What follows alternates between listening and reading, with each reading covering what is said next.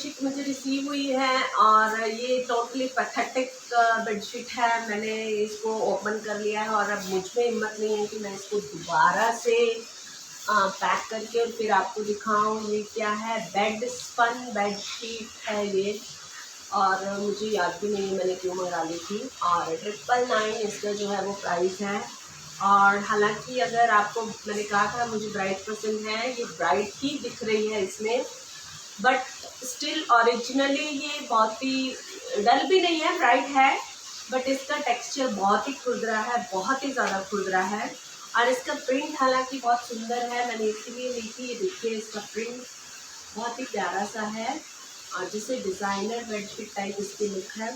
और इसको बिछाते हैं फिर देखते हैं। हालांकि मुझे बिल्कुल भी पसंद नहीं आई है।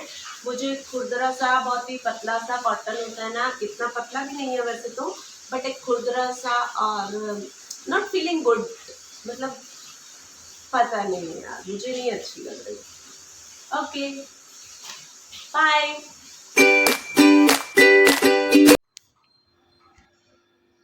हेलो एवरीवन, स्वागत है आप सभी का आज के व्लॉग में। जैसे कि मैंने कल के व्लॉग में आपसे अपनी थोड़ी जो है वो अपनी डिप्रेशन की स्टोरी शेयर की थी। अगर आप लोगों ने नहीं देखी है तो आप उसे चेक कर सकते हैं और लिंक मैं डिस्क्रिप्शन में दे दूँगी। और फिर उसके बाद जैसे ही आपको ये पता लगता है कि आप बीमार हो, तो आप पहले तो अपने आप को घसीट रहे होते हो, किसी तरीके से खींच रहे होते हो। और लेकिन जैसे ये पता लगता है ना कि नहीं, ये आपकी गलती नहीं थी, ये सच में आप बीमार हो और आप ऐसा फील इसीलिए कर रहे हो क्योंकि आप की शारीरिक और मेंटल स्थिति ही ऐसी है। ऐसा नहीं है कि आप कुछ करना नहीं चाहते या आप यूज़लेस नहीं हो। सबसे बड़ी बात ये है, आप यूज़लेस नहीं हो, क्योंकि आपकी मेंटल कंडीशन ऐसी है। और अब क्योंकि मैं बहुत ज़्यादा इसमें स्पिरिचुअलिज़म और ऑकल्ट और इन सब एस्ट्रोलॉजी, इन सब चीज़ों में भी चली गई हूँ, तो मुझे समझ आ रहा है कि ये भी आपकी ग्रह दशाएं ही होती हैं जो ये तय करती हैं कि आपको ऐसी स्थिति आ सकती है, और आप उसमें से कितनी तेज़ी से और कितनी जल्दी से बाहर निकल पाएंगे, ये भी आपकी विल पावर के ऊपर होता है। तो अगर आप एस्ट्रोलॉजिकल पॉइंट ऑफ व्यू से ये सब बातें जानना चाहते हैं तो आप मेरा दूसरा चैनल है जो मैंने अभी शुरू किया है, आप उसको जो है वो सब्सक्राइब कर सकते हैं। उस पर मैं इस तरीके की वीडियोस की सीरीज़ जो है वो डालने की कोशिश करूँगी। और उसका नाम इनर फ्लेम इंस्पिरेशन है।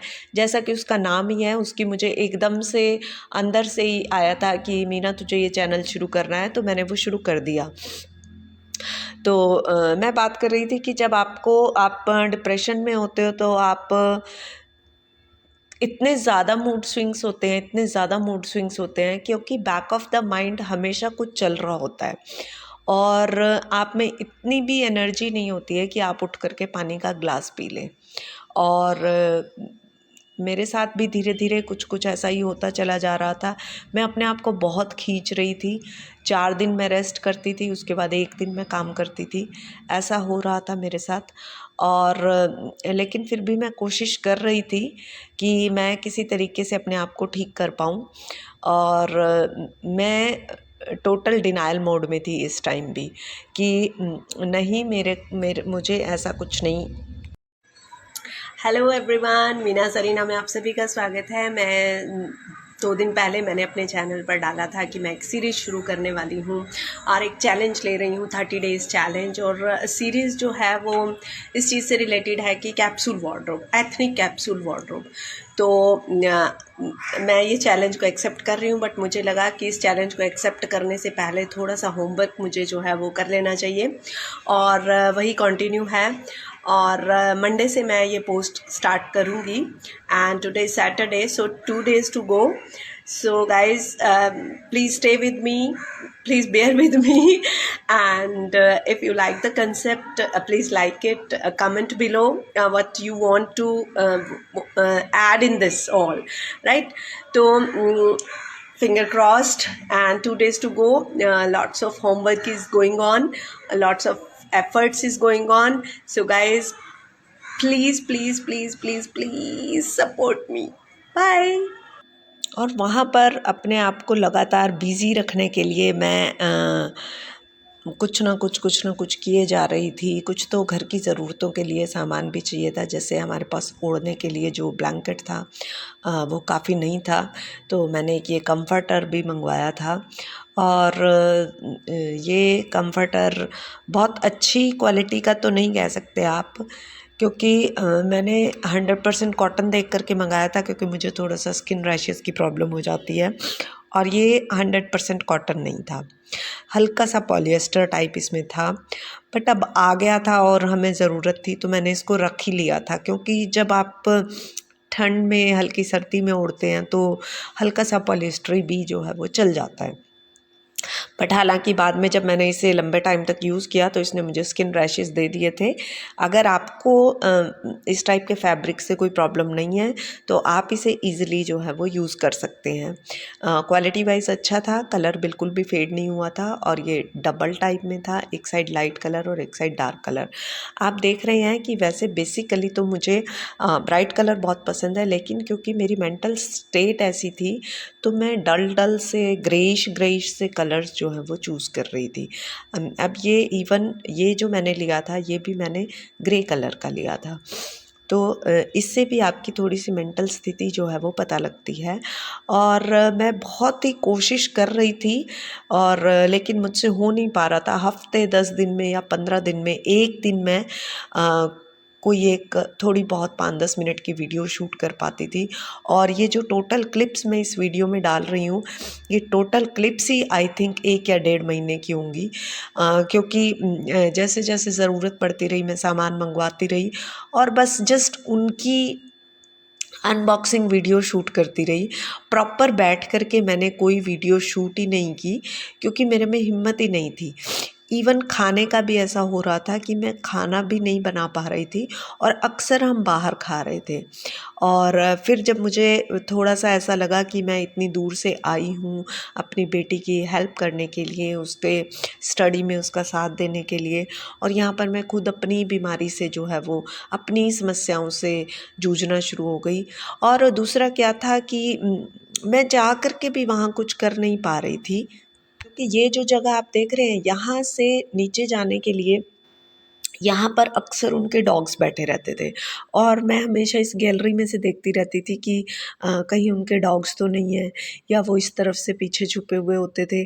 और जैसे ही मैं नीचे जाने के लिए उतरती थी तो उनके डॉग्स जो हैं वो मेरे ऊपर झपट्टा मारते थे, और मैं बहुत डर जाती थी, और कई बार उनको आवाज़ें लगाते रहो कि मुझे बाहर जाना है, आप प्लीज़ अपने डॉग को रख लो। तो लैंग्वेज प्रॉब्लम होने की वजह से ये भी समस्या थी कि वो जो उस घर में लेडी थी वो मेरी बात बिल्कुल नहीं समझ पाती थी, तो इसलिए वो तो बिल्कुल ही कुछ नहीं करती थी।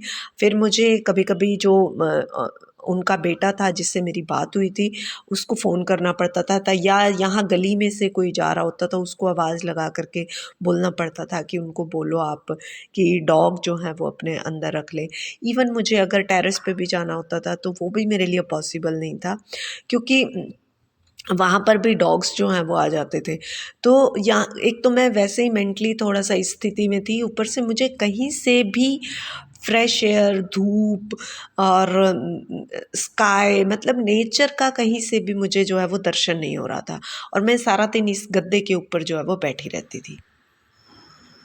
ये जो भी बेडशीट्स वगैरह मैं मंगवाती थी उनको मतलब जैसे कह लीजिए कि टाइम पास का एक यही साधन था कि आप थोड़ा बहुत कुछ ब्राउज़िंग कर लो, फिर आप कुछ मंगवा लिया है तो उसको शूट कर लिया थोड़ा बहुत, जितनी थोड़ी बहुत हिम्मत होती थी 5-10 मिनट की, उसमें ये मैं शूट्स कर लेती थी। अब मुझे ये याद भी नहीं है कि ये कौन-सी बेडशीट थी, हालाँकि मैं इसको वापस कर दिया था।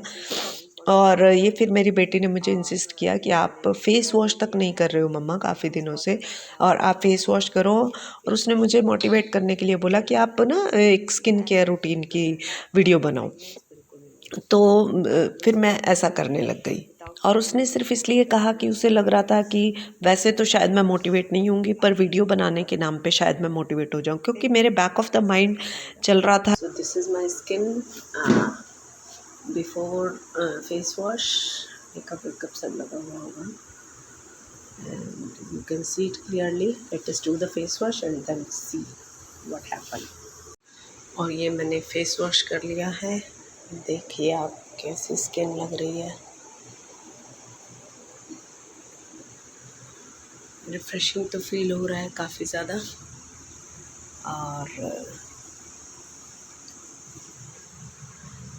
बाकी स्किन कैसी लग रही है ये आप बताएंगे।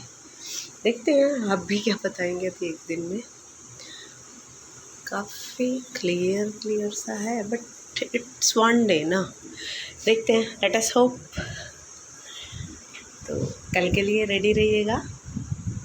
Bye everyone. अभी आपने मेरा ब्रेकफास्ट देखा था और अभी ये बेटी का ब्रेकफास्ट है। उसने मैगी बनवाई है और सनी साइड अप वाला आमलेट बोल रही है। एंड ये थोड़ा सा उसके ऊपर पेपर एंड सॉल्ट डाला है and I think it is ready. And अभी 2 ब्रेड सेकने को बोल रही है, देखते हैं क्या बन के आता है। मुझे नहीं पता क्या ब्रेकफास्ट बनेगा ये। Let us hope for the best. और ये उसका रेडी है, sunny side omelette with Maggi. और ये भी देखते हैं। तो उसका ये ब्रेकफास्ट रेडी है, Maggi sunny side up and 2 ये। देखते हैं कैसा बनता है। आप भी ट्राई करना चाहें तो कर सकते हैं। Bye. Back of the mind हमेशा मुझे ये चल रहा था कि मुझे अपने बच्चों को सपोर्ट करना है, कोई ना कोई अर्निंग का सोर्स ढूंढना है। और डेली मुझे ये गिल्ट फील होता रहता था, लेकिन फिर भी अपने बच्चों को दिखाने के लिए मैं ऐसा शो करती थी कि मैं बहुत खुश हूँ। और ये मैं शाम को बेटी को लेकर के गई कि चलो चलते हैं बाहर, हंसते खेलते हैं, मैं ठीक हूँ, कोई दिक्कत नहीं।